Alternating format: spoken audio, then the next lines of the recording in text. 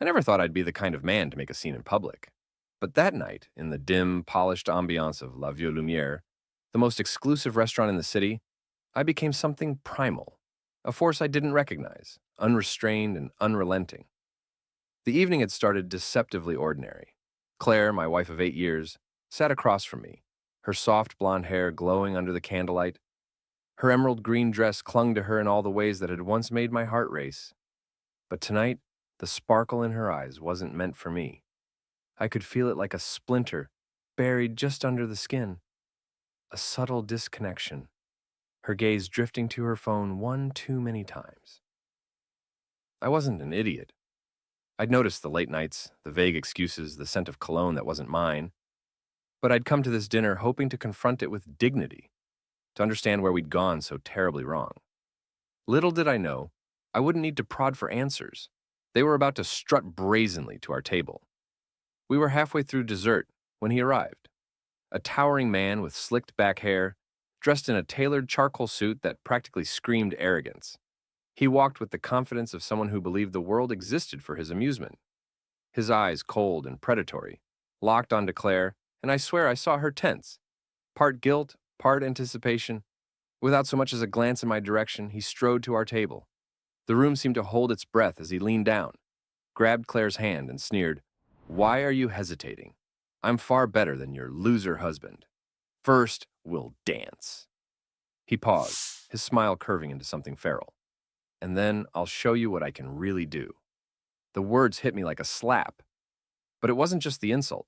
It was the way Claire's lips parted, the way her eyes flicked to mine, with an emotion I couldn't decipher. Fear? Excitement?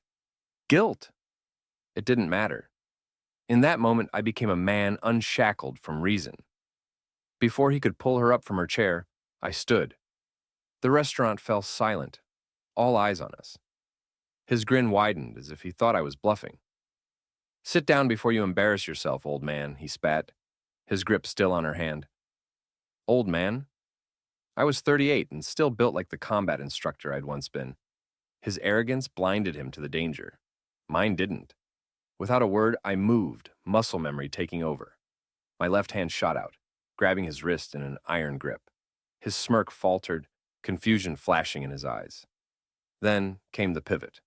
My body twisted, leveraging his own weight against him.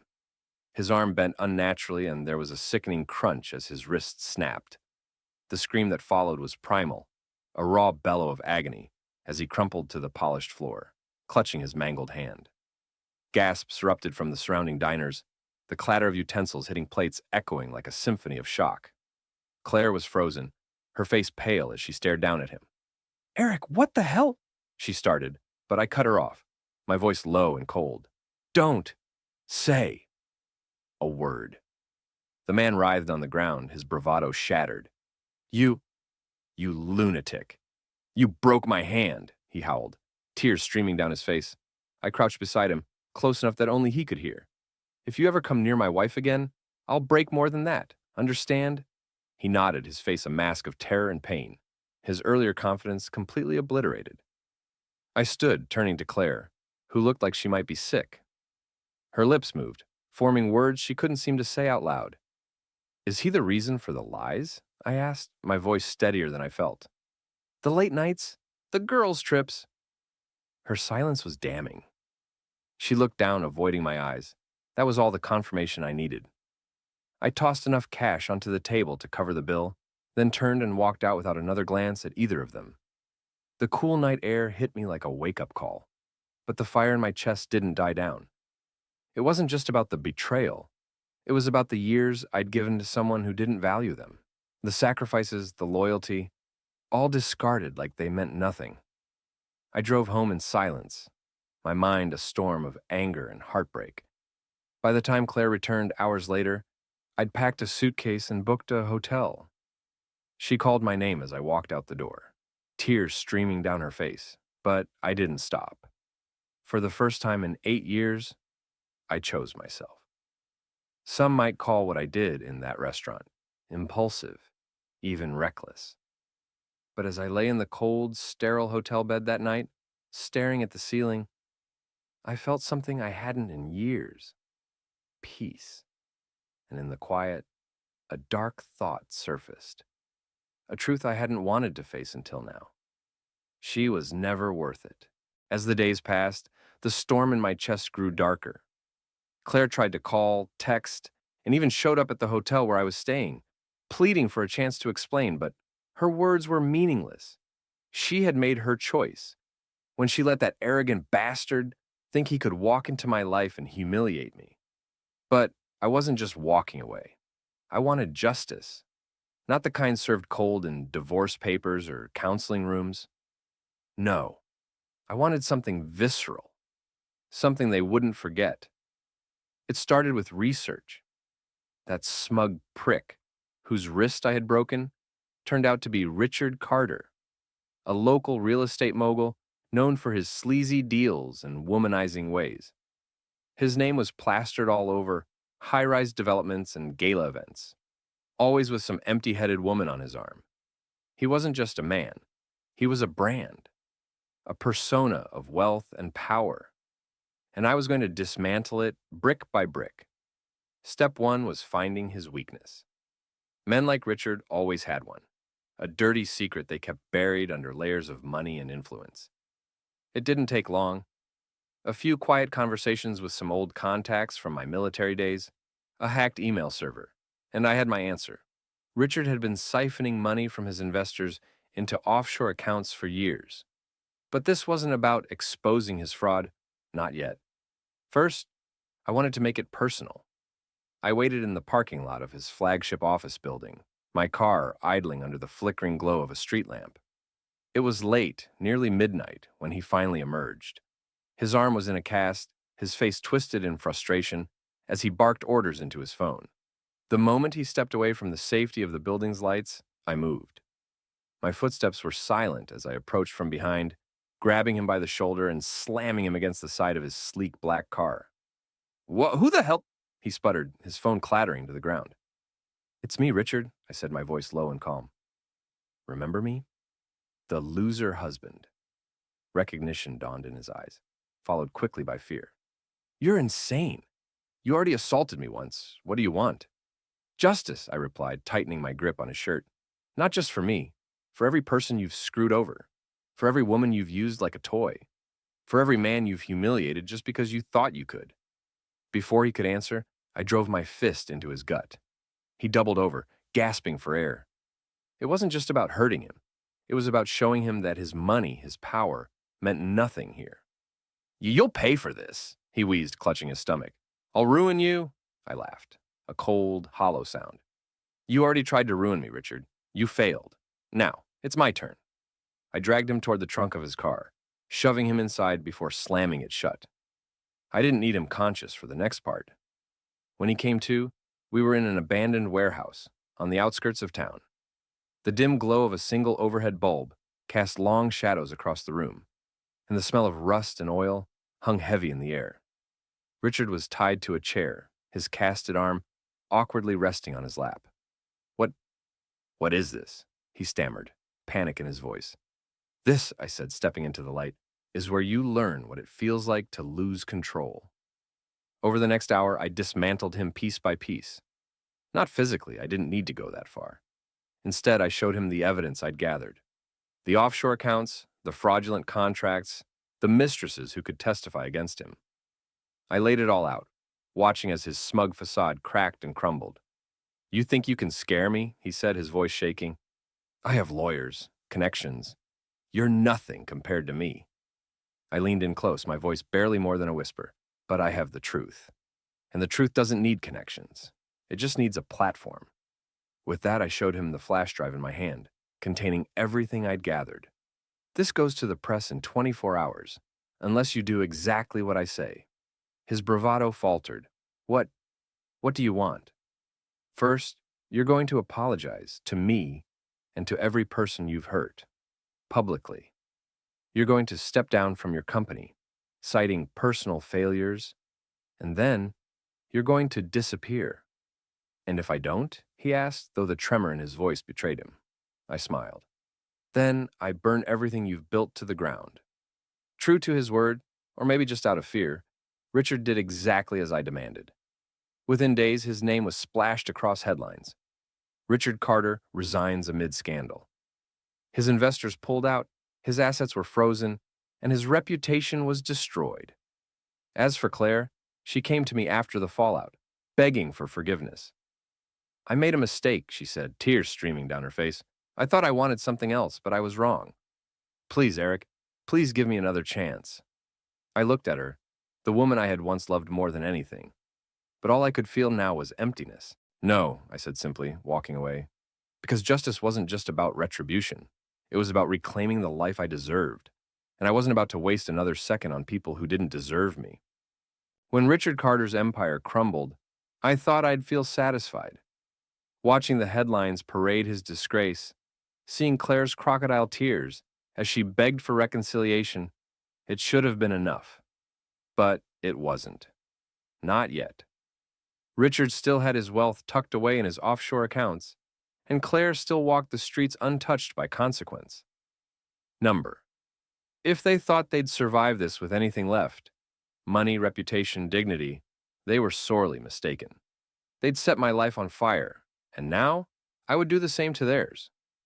First, I needed a weapon. Not the kind that shoots bullets, but something far more destructive. Information. I returned to the warehouse where I'd confronted Richard, setting up a makeshift command center. Computers, files, surveillance equipment. It all came together like a puzzle, each piece designed to dismantle their lives. My military training had included cyber tactics, and I still had friends in low places who owed me favors. Claire had been careless in her betrayal, leaving behind digital breadcrumbs. Her text messages to Richard, the hidden social media accounts, the burner phone she thought I didn't know about. It was all there, just waiting to be found. I compiled it into a dossier so damning, so irrefutable, that it could ruin her both professionally and personally. Richard was even easier. His arrogance had made him sloppy.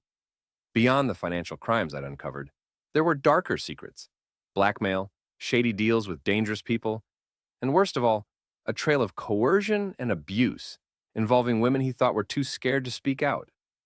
But fear's a fragile leash, and I was about to snap it. The first strike came at Claire's job. She worked in public relations, and her reputation as a poised, polished professional was everything. I anonymously sent her employer a package containing screenshots of her affair, paired with Richard's incriminating texts boasting about how he'd seduced a bored housewife. It wasn't long before the rumors started to spread. Claire's carefully curated image began to unravel. Clients started questioning her judgment. Her boss called her in for a meeting, one that ended with her walking out in tears, clutching a cardboard box of her belongings.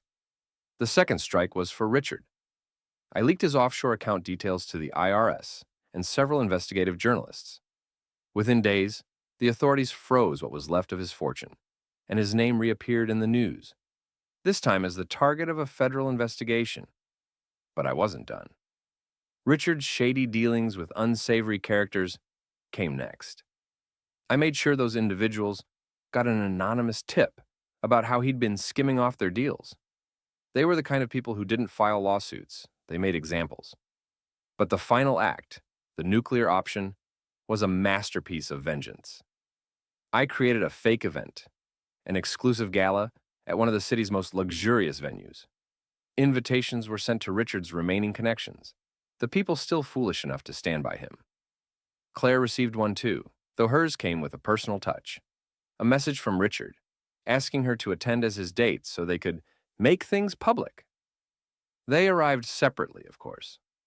Richard, trying to salvage what was left of his social standing, walked in wearing his best suit and a mask of fake confidence.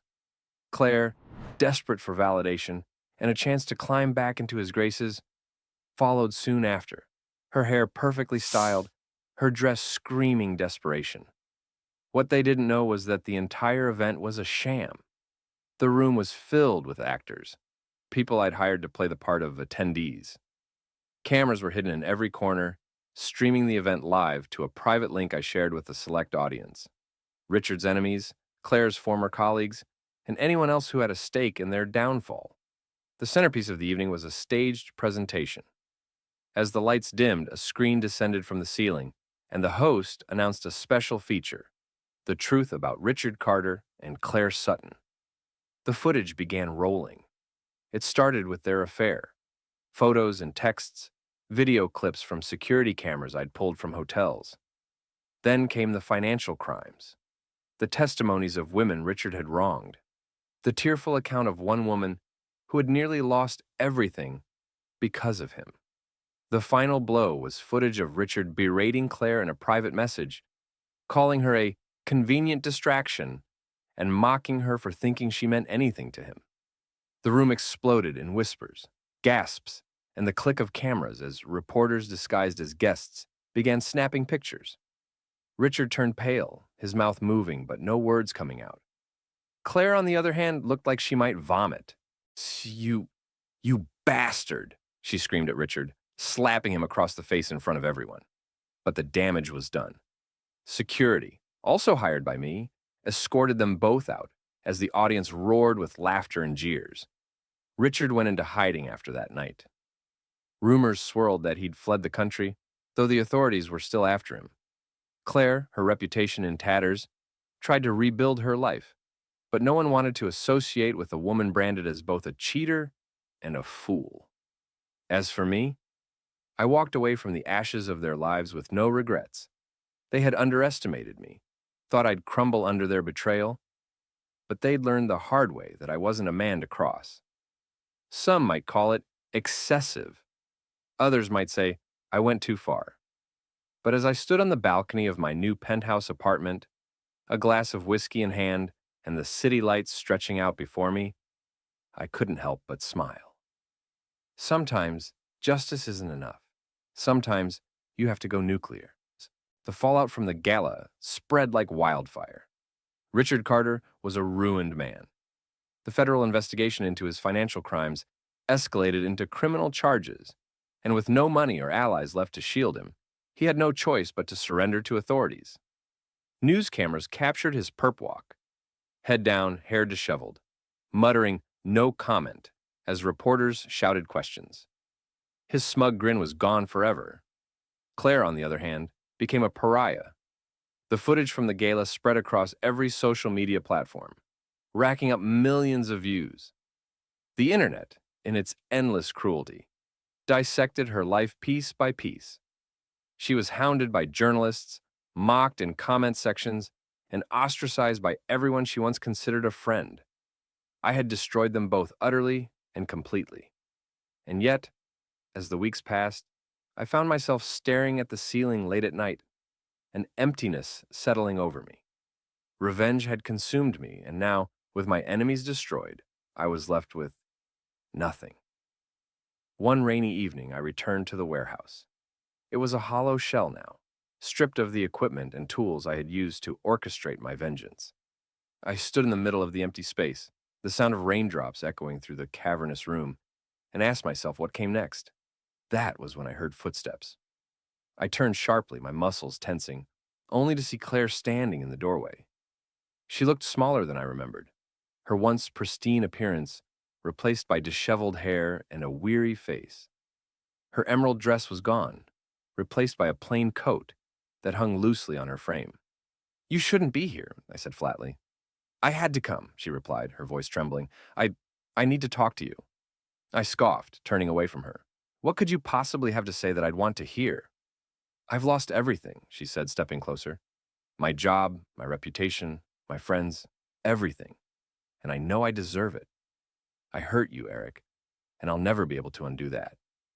But I'm not here to beg for forgiveness. I'm here because I need to know.